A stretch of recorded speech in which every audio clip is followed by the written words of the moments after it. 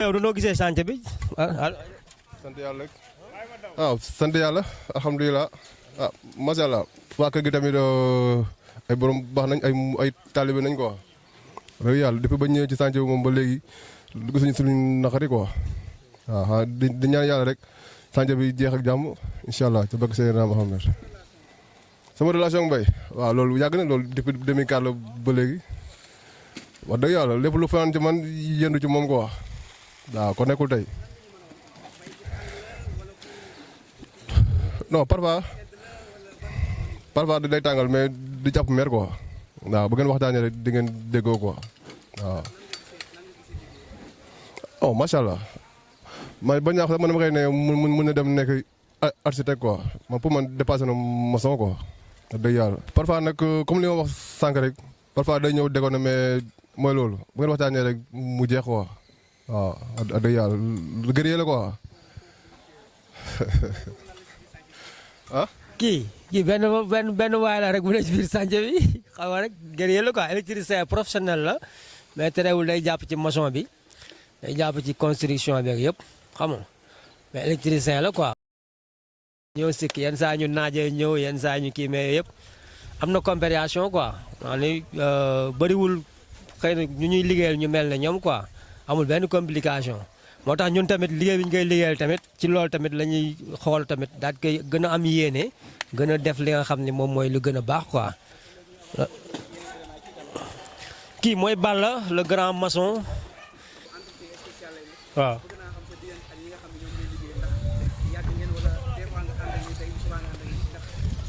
non ñii moom vraiment yàgg nañ waaw depuis 2012 bi la ñu ngi ànd wax dëgg yàlla lii moom famille la doon quoi famille. waaw famille la quoi ñun fépp la ñuy fu ne la ñuy dem di kuule waaw fu ne la ñuy dem di kuule waaw Mbaye man la su mi ngi dressé Ibou ki mooy Ibou le grand maçon menuisier lépp la peinture lépp lay def. waaw sama gars yi waaw kii de patron Mbaye Cissé lañ koy wax waaw lu mu liggéeyul baaxul waaw waaye teg may taxar rek gars parce que ci lu mu liggéeyul baaxul. waaw suñu grand la boo xamante ni wax dëgg fa yàlla xam nga mu ngi jàppale jeunes yi quoi waaw vraiment mu ngi jàpp ci liggéey bu baax a baax waaw. waaw Mbaye moom amaana su ma toogee si moom di wax du ma fi jóge waaw suñu grand la boo xamante ni mu ngi jàpp ci waar bu baax waaw wax dëgg fa yàlla ñun nag ay ndaw lañ yoo xamante ni xam nga duñ def lu dul xëy dóor waar loolu lañ fi am waaw.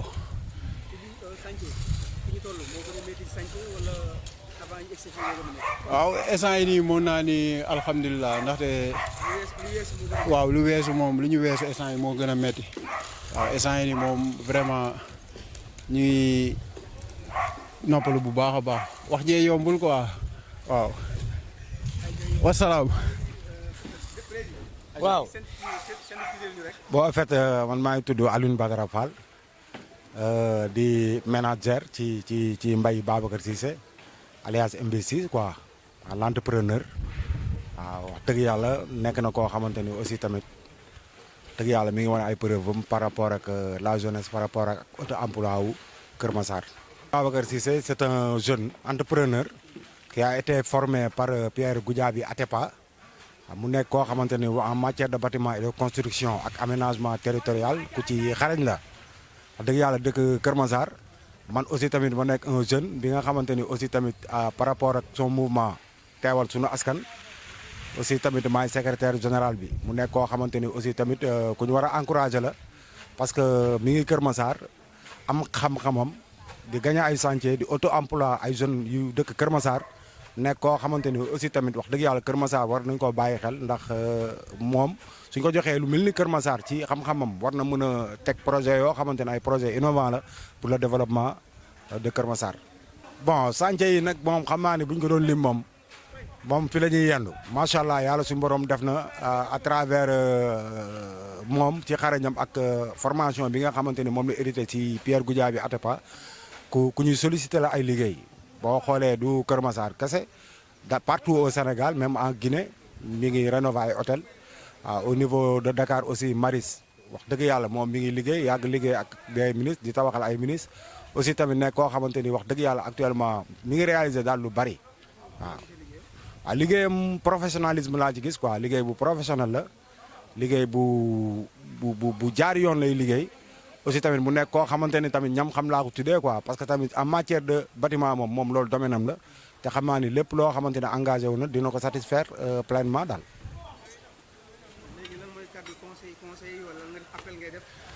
bon appel bi may def mooy que liggéey dafa am yoon te liggéey aussi tamit boo gis rek dafa am nu ñu ko war a liggéeyee te ka kay liggéey dafa war a am xam-xam ak xarañteef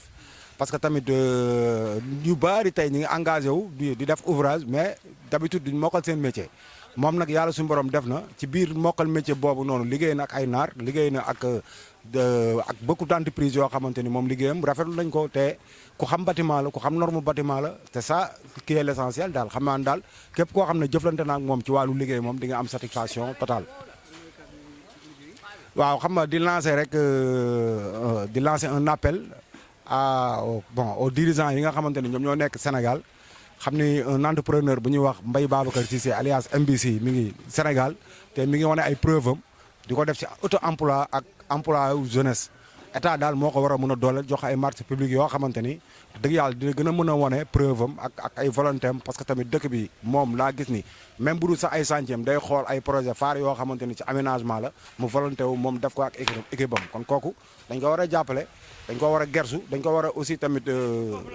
collaborer ak moom pour le développement de ce pays.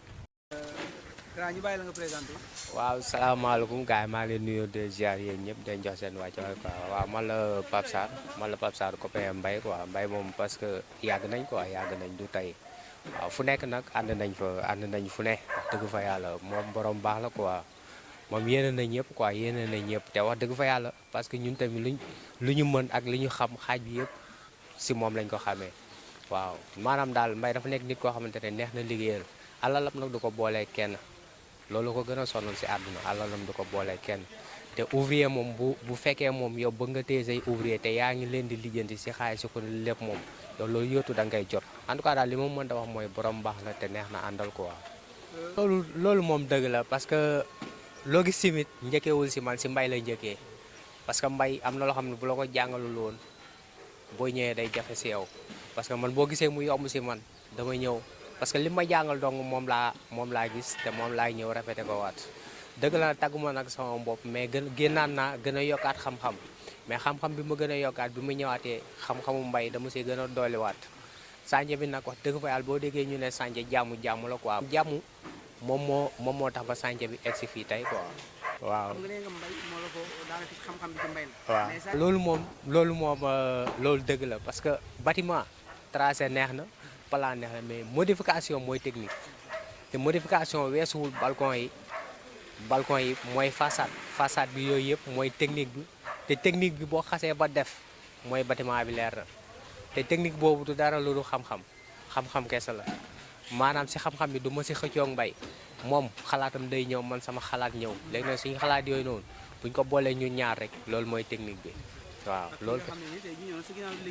voilà ñi nekk moom sama ginnaaw di liggéey wax dëgg fa yàlla man du ma werante ak ñoom si lenn moom a gën a sonal si sañ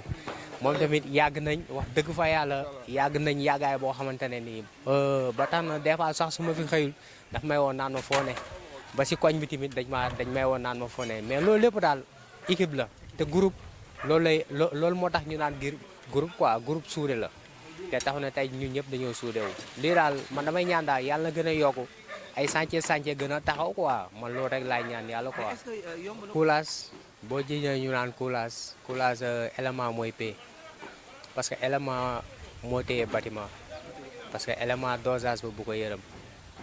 des fois nga dugg si ay coulage yoo xamante ne yow da nga naan maçon bi parce que borom kër gi bu njëkkee ñëw lan lay njëkkee wax maçon bi yàq na sama liggéey parce que respecté wul coulage. boobu forcément dafa war a assister coulage à 100%. voilà